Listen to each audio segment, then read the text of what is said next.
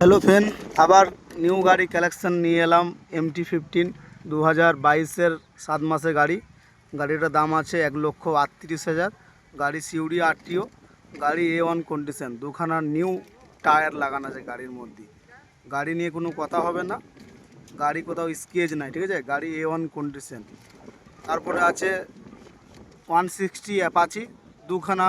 এই গাড়িটাও tyre new, দুখানা টায়ার নিউ। গাড়ি A1 কন্ডিশন। গাড়িটার দাম আছে 68,000 টাকা। গাড়িটার দাম আছে 68,000।